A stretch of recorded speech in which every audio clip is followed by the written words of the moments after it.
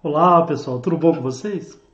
O século XVIII ele foi marcado por várias revoltas. Revoltas que são conhecidas como rebeliões nativistas. Por exemplo, a Guerra dos Emboabas.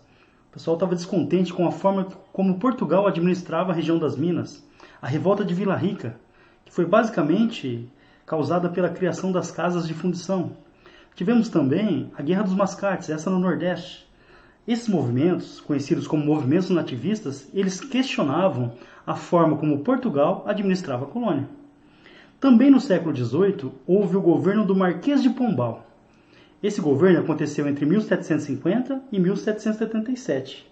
Marquês de Pombal, o que é isso aqui? Uma pombinha? Esse período é conhecido como período pombalino. Tá?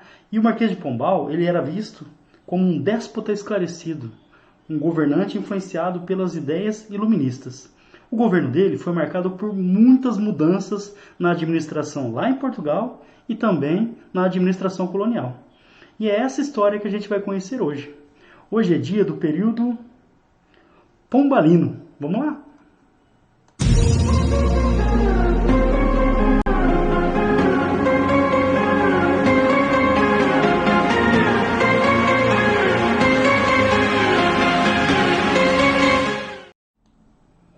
Bom, pessoal, esse aqui na imagem é o Marquês de Pombal. É o cara que governou Portugal entre 1750 e 1777. Só lembrando, foi um período marcado por várias transformações na administração portuguesa em relação à sua colônia. Tá? O século XVIII ele é o século do iluminismo. Aí um ponto de extrema atenção. Aí eu recomendo, tá, pessoal? Vou deixar no começo dessa aula a videoaula que eu fiz sobre o movimento iluminista. Movimento que tem sua base na França, mas tem pensadores ingleses também importantes. Mas é um movimento francês, um movimento da burguesia. O iluminismo ele tem como base a contestação ao antigo regime ou absolutismo. Os pensadores iluministas, no geral, eles falam de liberdade, liberdade de expressão, liberdade econômica, liberdade religiosa. Eles contestam o poder absoluto do rei e contestam aquele modelo de sociedade onde alguns grupos têm privilégios e outros não. Então, o movimento iluminista ele foi muito importante no século XVIII como um movimento de contestação ao absolutismo real. Tá? Então, um movimento contrário aos governos absolutistas. Muitos reis dessa época, percebendo todo esse movimento, e espertos também, eles passaram a adotar algumas ideias iluministas. Esses reis que adotaram ideias iluministas, eles foram chamados de déspotas esclarecidos, ou reis iluminados. Nossa, uma luz aqui. Déspotas esclarecidos ou reis iluminados. Governantes europeus, lá no século XVIII, adotaram algumas das ideias iluministas. Por exemplo, investimento em educação, liberdade religiosa, acabando com alguns privilégios da sociedade. Que países que isso aconteceu? Em Portugal, vai ser o nosso estudo hoje. Na Espanha, na Áustria, na Prússia, na Rússia. Os governantes desses países, de forma geral, adotaram algumas das ideias iluministas e por isso eles foram chamados de déspotas esclarecidos. Quem governava Portugal na metade do século XVIII era o rei Dom José I e ele vai indicar como primeiro-ministro Sebastião Carvalho e Melo, que é conhecido como o Marquês de Pombal. Ele vai ser o primeiro-ministro de Portugal, portanto, ele vai ser o responsável pela administração portuguesa. Então, dentro de Portugal, tanto o rei Dom José I quanto o Marquês de Pombal são representantes do despotismo esclarecido. Então, eles defendem algumas ideias iluministas. Bom, como que estava a situação de Portugal? Uma porcaria, situação econômica, tá? Portugal passava por uma grave crise econômica. Essa crise econômica, ela tem motivos. Por exemplo, Portugal vai assinar em 1703 o Tratado de Methuen, ou Methuen, que foi assinado com a Inglaterra. Esse é o tratado conhecido como Tratado de Panos e Vinhos. Panos e vinhos. A Inglaterra vendia tecidos para Portugal e Portugal vinho para a Inglaterra. Se você pensar bem, a balança comercial portuguesa vai ficar negativa, porque os tecidos eram muito mais consumidos. Então Portugal começa a se endividar com a Inglaterra cada vez mais, devido principalmente ao Tratado de Methuen, Tratado de Panos e Vinhos. Portugal fornecia vinho para a Inglaterra e a Inglaterra tecidos para Portugal. Além disso, em 1755, Portugal vai passar por um terremoto terrível, a cidade de Lisboa vai ser devastada. Estima-se aí que teve 40 mil mortos, mais ou menos, tá? Então, é difícil ter o número exato, mas estima-se 40 mil mortos, mas Lisboa foi destruída. Então, quando o Marquês de Pombal assume o poder em 1750, um dos objetivos, ou uma das funções que ele vai ter é reconstruir a economia portuguesa. Tá? Aí, para isso, ele vai começar a tomar algumas medidas. Está em verdinho ali. Ó. Incentivou as manufaturas em Portugal e também na colônia. Tá? Então, por exemplo, ele vai incentivar a abertura de pequenas fábricas de tecidos para evitar aquela dependência dos tecidos ingleses. Então, uma forma de incentivar a economia interna. Ele vai criar duas companhias de comércio em relação à colônia ao Brasil. A Companhia Geral de Comércio do Grão-Pará e Maranhão, ela foi recriada. Essa companhia ela tinha sido extinta lá na Revolta de Beckman. Vou deixar no começo da aula também a videoaula sobre a Revolta de Beckman. Então, ele recriou a Companhia Geral do Comércio do Grão-Pará e Maranhão para ter o monopólio do comércio com a região. Criou também a Companhia Geral de Pernambuco e Paraíba. Mesma coisa, monopólio de comércio com o Nordeste, tentando reativar a produção açucareira que estava em crise desde a saída dos holandeses do Nordeste. Ele também, pessoal, é no período do governo dele, no começo, que vai ser assinado o Tratado de Madrid. Atenção, porque é muito importante. Os portugueses, acompanha a seta, os portugueses eles avançaram através da linha de Tordesilhas, principalmente durante a União Ibérica, os bandeirantes passaram a linha de Tordesilhas, e esse avanço português acabou levando à ocupação do território. A Espanha não tinha muito mais o que fazer, o território já estava ocupado. Então, em 1750, Portugal e Espanha assinaram um acordo. Esse acordo é chamado Tratado de Madrid, foi assinado em Madrid, então por isso o nome, tá? E por esse acordo, praticamente o nosso território ficou definido. Faltava o Acre, que vai ser comprado da Bolívia, e um pedacinho do Rio Grande do Sul, que vai ser anexado no Tratado de Santo Ildefonso em 1777. Tá? Então, esse Tratado de Madrid foi muito importante, porque ele desenhou o território brasileiro.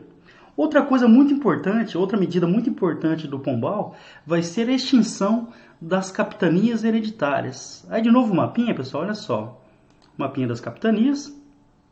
Para quem lembra, em 1534, o governo português ele dividiu o território em 15 faixas de terra e entregou essas 15 faixas de terra a 12 donatários que eram responsáveis pela administração e pela efetivação do povoamento do território. Esse modelo ele acabou não dando muito certo, ele acabou fracassando. Somente a capitania de Pernambuco e um pouquinho em São Vicente deram certo. Então, uma das medidas importantes que o Pombal tomou foi a extinção das capitanias hereditárias. Ah, professor, mas o que aconteceu com os donatários? O governo português ele pegou as capitanias, o governo passou a administrar esses territórios. É lógico, os donatários foram indenizados, porém, não tem mais administração privada nas capitanias. Elas passam a pertencer ao governo português diretamente. Olha o avião passando. Ixi. Outra mudança muito importante. Então, perceba, pessoal, que o Pombal, na administração dele, várias mudanças significativas vão acontecendo. Em 1763, foi transferida a capital de Salvador para o Rio de Janeiro. Atenção. Aí pode aparecer no vestibular para vocês, por que houve a mudança da capital de Salvador para o Rio de Janeiro? Ora, a capital foi Salvador devido à produção açucareira, que entrou em crise. No século XVIII, o foco econômico, o centro econômico do país é o Centro-Sul, principalmente devido à produção de ouro em Minas Gerais. Então, era óbvio, a transferência para o Rio de Janeiro que ficava mais próximo da região das Minas. Tá? Então, em 1763, a transferência da capital para o Rio de Janeiro. O Rio de Janeiro vai ser capital do Brasil até 1960, quando houve no governo Juscelino Kubitschek a construção de Brasília, e hoje a nossa capital é Brasília. Então tivemos 3 capitais durante a nossa história. Outra medida importante, atenção, o aumento dos impostos. Então, por exemplo, na região das Minas, Portugal, ele exigia uma certa quantia por ano, ok? Então, por exemplo, os impostos eles eram cobrados e Portugal não aceitava diminuição na quantidade. Por isso, em 1750, vai ser criada um imposto chamado finta. O que era finta? Ficou definido que a capitania de Minas Gerais, a região das Minas, deveria pagar todo ano 100 arrobas de ouro, no mínimo. Então, todo ano, 100 arrobas. Quanto que é 100 arrobas? 1.500 quilos de ouro. Toda vez que não chegasse a 100 arrobas, a capitania ou a região das Minas, os mineiros, eles ficavam em dívida com o governo. Aí o que vai ser feito no governo do Marquês de Pombal? Para garantir a cobrança das dívidas, vai ser criada a derrama. Atenção. O que era a derrama, professor? Cobrança forçada, cobrança compulsória de impostos. Então os mineiros eles não deram conta de pagar os seus impostos. O governo poderia decretar a derrama e os soldados portugueses invadiriam as casas, confiscariam os bens das pessoas para garantir o pagamento dos impostos portugueses. Então, ponto de extrema atenção. Durante o governo de Pombal, a produção do ouro, que teve seu auge por volta de 1740, ela começa a cair a partir de 1750. Mas o governo português ele não aceitava que os impostos diminuíssem. Então, através da finta, determinou uma quantia mínima, 100 arrobas todo ano, tem que pagar. 100 arrobas equivalente a 1,5 toneladas de ouro. Toda vez que a capitania, que Minas, não conseguia pagar de impostos as 100 arrobas, eles ficavam em dívida, e essa dívida ia sendo acumulada. Aí o que o governo português poderia fazer através do mecanismo da derrama? Decretava a derrama e era cobrada à força, cobrança obrigatória e forçada dos impostos atrasados. Essa derrama, pessoal, vai dar muita treta, mas muita treta mesmo. Tá? E uma delas é a Inconfidência Mineira, aquela rebelião que foi liderada por Tiradentes. Então, medidas importantes em relação à região das Minas. Houve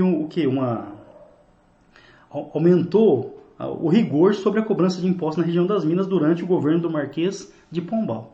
E aqui na colônia, esse fato é importante. Ele vai permitir algumas manufaturas de tecidos, por exemplo. Isso vai ser revogado mais tarde. Tá? Mas aí uma abertura econômica para a colônia, o que não era comum nesse período. Medida importante em relação à religião foi a expulsão dos jesuítas.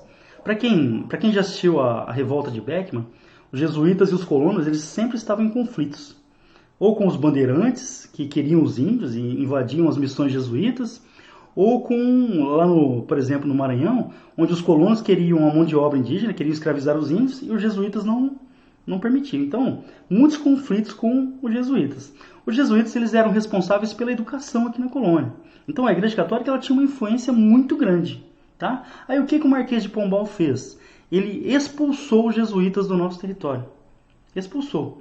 Tá? Então, diante dos conflitos, a grande influência dos jesuítas, inclusive na educação aqui na colônia, o Marquês de Pombal, baseado nas ideias iluministas, ele queria diminuir a influência da igreja por aqui.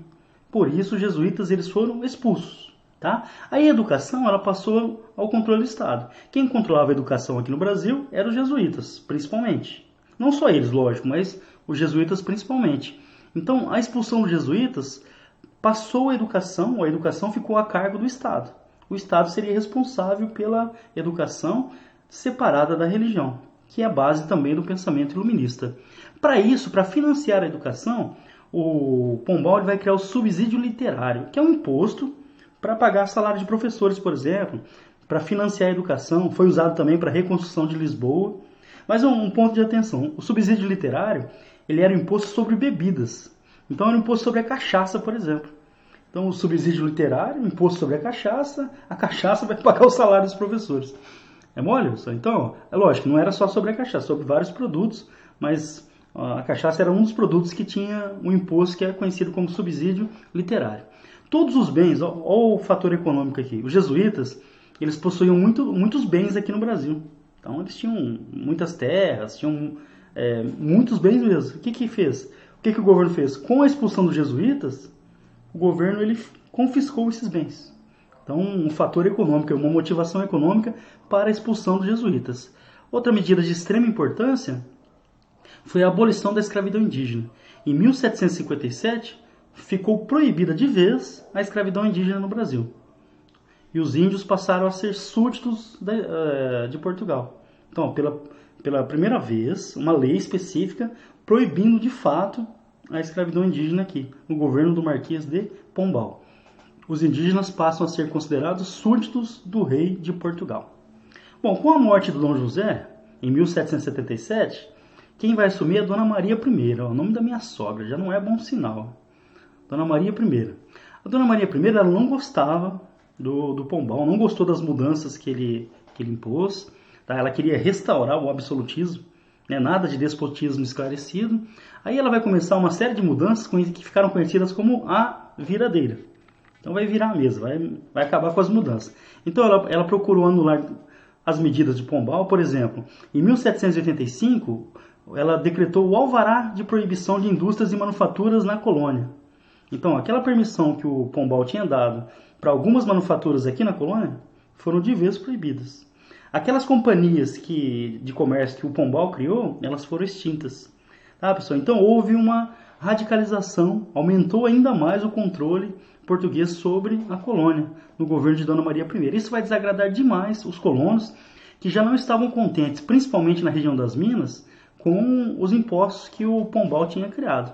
Isso vai levar a algumas revoltas separatistas, entre elas a Inconfidência Mineira, de 1789, e a Inconfidência Baiana, ou Conjuração Baiana, de 1798.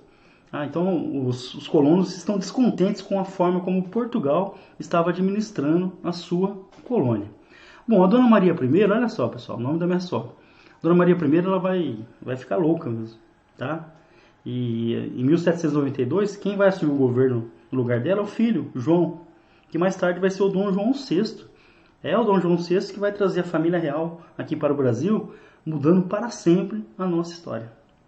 Bom, pessoal, é isso. Esse foi o chamado período pombalino, o período em que o Marquês de Pombal, de 1750 até 1777, governou Portugal. Foi primeiro-ministro de Portugal. Um déspota esclarecido, que trouxe algumas reformas iluministas para a administração portuguesa. Reformas essas que foram alteradas quando a Dona Maria I assumiu o poder. Certo? Aí eu destaco as mudanças mais importantes que vão ser cobradas. Expulsão dos jesuítas, essa cai demais. Proibição da escravidão indígena. Autorização para algumas manufaturas por aqui. Os impostos, né, que foram criados na região das Minas, principalmente a derrama. A derrama que vai gerar muito conflito mesmo. Lembrando que a derrama era a cobrança forçada de impostos. Então essas medidas tomadas por Marquês de Pombal acabaram mais tarde levando a essas revoltas. Tudo bem, pessoal? Então, depois do governo da Dona Maria I, quando o Dom João assume, aí vai estourar a Revolução Francesa, Napoleão vai assumir o poder na França, e quando Napoleão tentar invadir Portugal, a família real portuguesa vem para cá. Só que essa é para uma outra aula. Tá bom, pessoal? Espero que tenham gostado. Qualquer dúvida, tá aqui. A pombinha voltou?